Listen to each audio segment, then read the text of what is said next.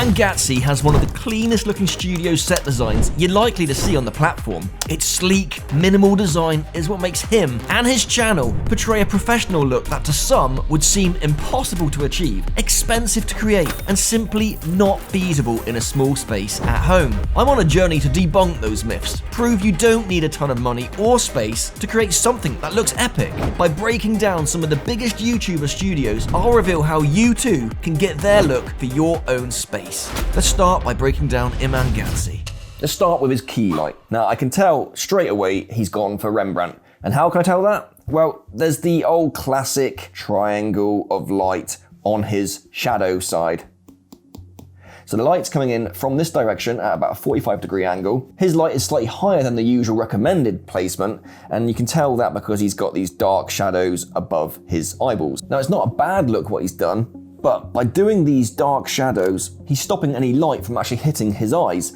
So what that does, it means there's no catch lights. Usually you'd see, because the light's here, you'd see a little dot of light here and a little dot of light here. And what they do is they make the character, the subject, look more alive. So his positioning of his light is more like up here.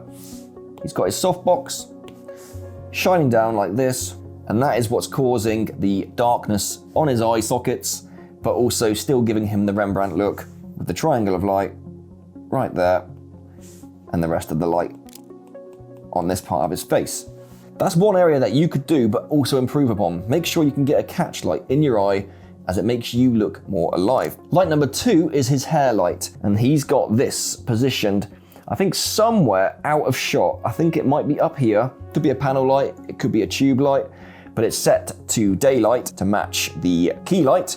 And this is shining, as you can see here, on this section of his face there. But if I was to actually show you his second angle, you can see what that hair light is doing. It's causing this rim light effect all around his face, which is separating him from the background away from the darkness. And that is why he's got this hair light. It's for the second angle. You see, if I turn off that layer, if that was gone, without that hair light, he would blend into that scene on this second angle, especially with his dark hair. So it's definitely needed for that. For his main shot, it's not actually needed as much because he's also got his red light and his blue light both acting side to side as another rim light. The blue light, it's highlighting this side of his face, all the way down there past his chin, and a bit on his arm.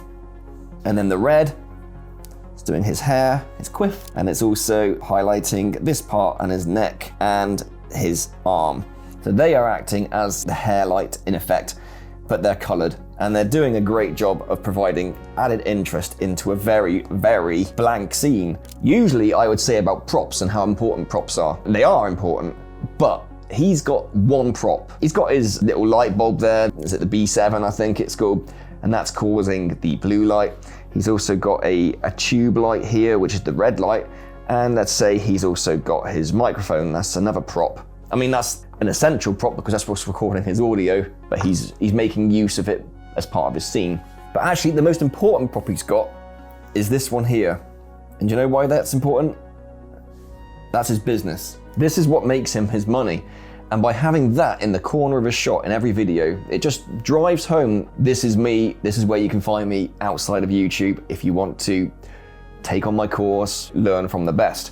So having that in the shot is very clever, actually, and I should put my logo here.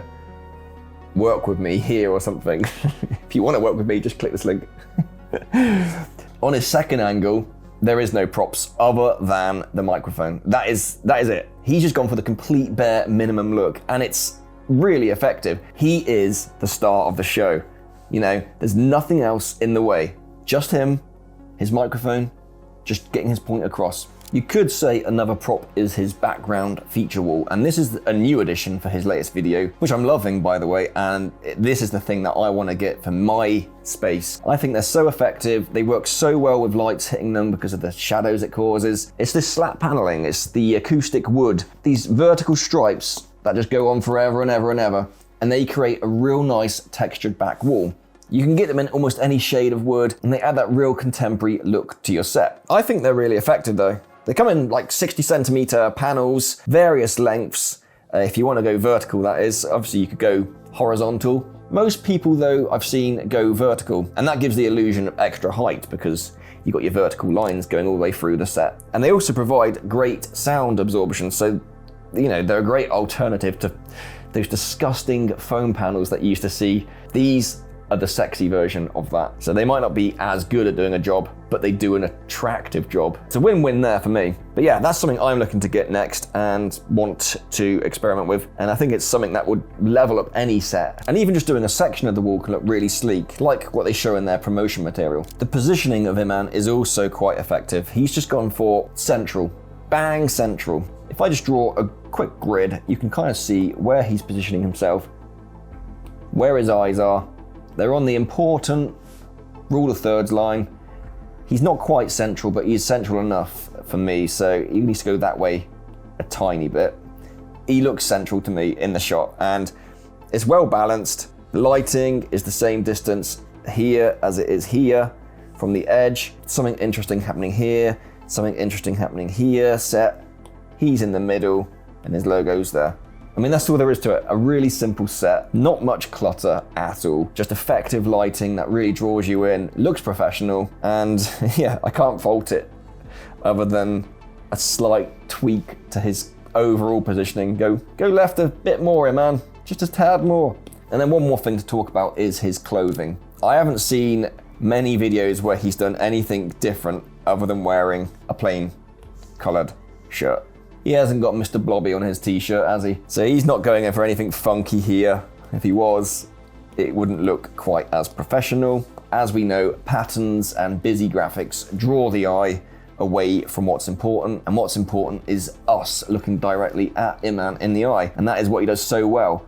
He is always looking at you. So his eyes are locking you into the frame. They're drawing you in, and that's why he's so good at what he does. He makes people believe what he says, and that's why it's so important to lock eyes with your viewer, get on that rule of thirds level, because that's the comfortable level for a viewer to be watching you at, and just focus on them. And having a second angle just adds that extra professional look that it looks like you've got a production crew with you. Some videos really can benefit from having it. Just breaks the viewer back into the video. And as you can see from this behind the scenes shot, it's very minimal as to the gear he's got. Key light, hair light, a couple of RGB lights, that's all you need.